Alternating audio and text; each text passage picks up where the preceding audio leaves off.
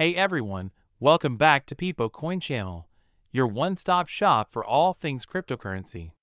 I hope that everyone is having a fantastic day. Thursday is here. The only way the weekend would arrive is if tomorrow were payday Friday. That would have been simply incredible. However, February has already passed. It wasn't the best month for cryptocurrency. Let's simply call it that. February is often a very bullish and powerful month. Not now, but that's alright. As we watch this video, you will notice a recurring motif. We'll discuss where Bitcoin is headed and what I anticipate happening. Our XRP targets have been exactly right. We'll talk about Bitcoin. The CME gap that we discussed last night on the live stream will be the topic of our discussion. The likelihood that we will return down there, followed by the likelihood of how we know. In addition to what the main institutions are doing, this last drop is over. So without further ado, take a seat, unwind, and let's get started with the Bitcoin. Theoretically, $86,380 is currently down 2.4%. Since XRP is a mean lead 2023 cents, it is currently down 4.75% as I exit at 23.45. Both USDT and USDC are coming in at their dollar pegs.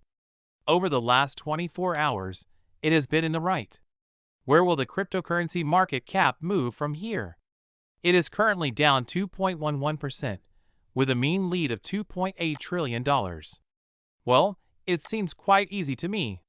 Bitcoin returns to the 90,000 range. I think the Bitcoin market will finally break out and reach a new all-time high.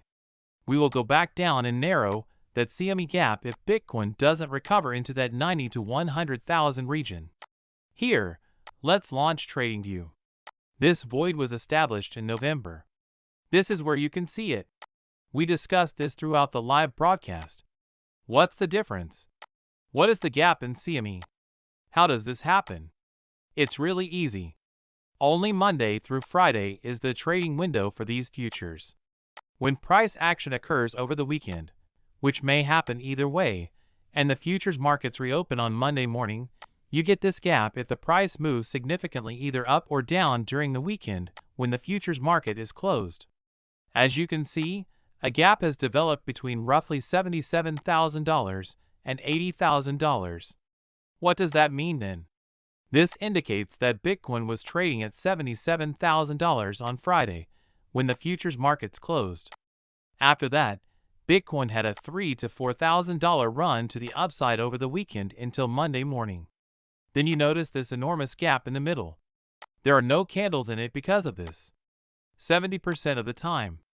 Indeed, these voids are filled.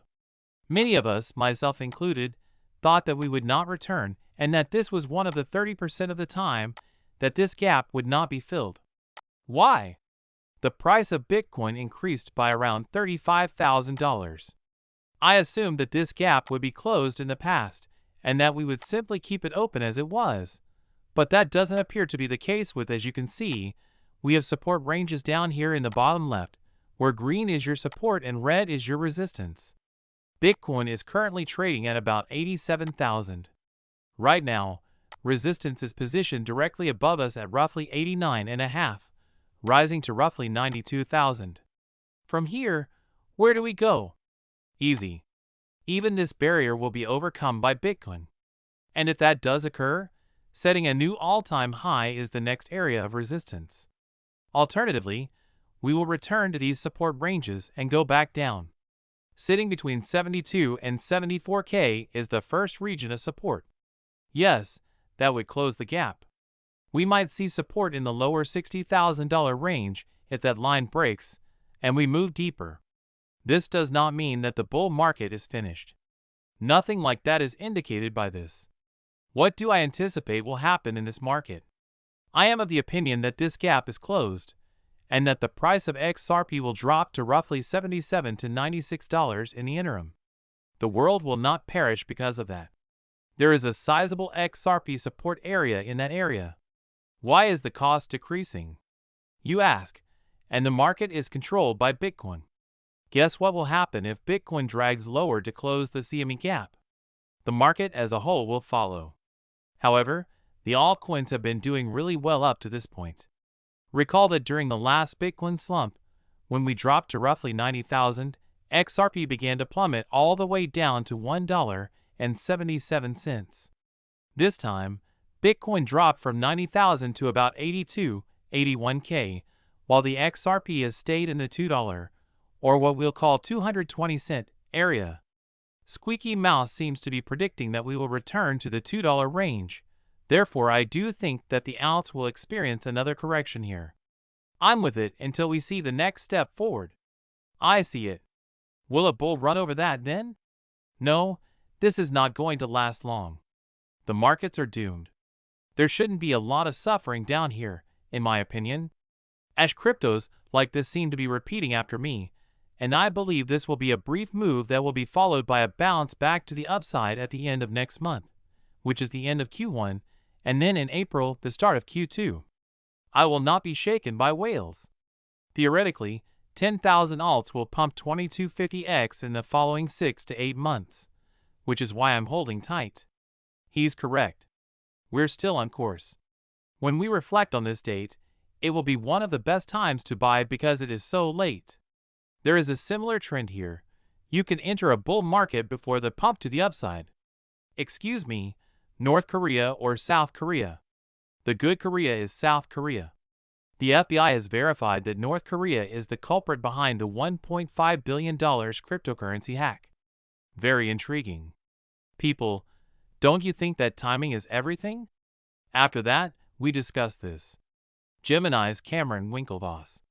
In a litigation council meeting on Monday, the SEC announced that it had concluded its investigation into Gemini and would not be bringing any enforcement action against us. This occurs 277 days after they sent us a Wells notice and 699 days after they began their investigation. It does little to make up for the harm this agency has done to us, our industry, and America, even though it marks another milestone in the end of the war on crypto, which already includes the SEC dropping the Coinbase lawsuit and ending investigations into OpenSea, Robinhood, and Uniswap. We lost productivity, innovation, and creativity, and the SEC cost us hundreds of millions of dollars in legal battles alone. Gemini is not alone, of course. The SEC's actions against other cryptocurrency businesses, such as Ripple and projects, cost orders of magnitude more and hindered America's economic development. For this reason, it was crucial that President Trump take office in order to purge this agency and end the ongoing corruption. What have we witnessed in the months since Trump took office?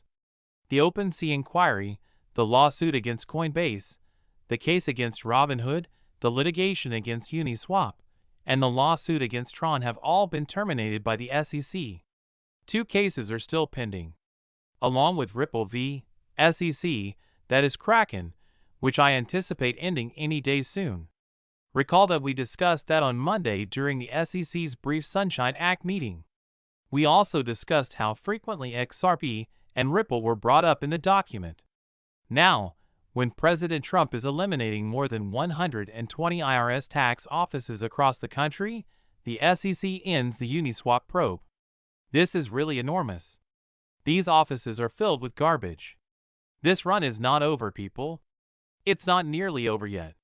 Indeed, as we are witnessing, bull runs do experience declines.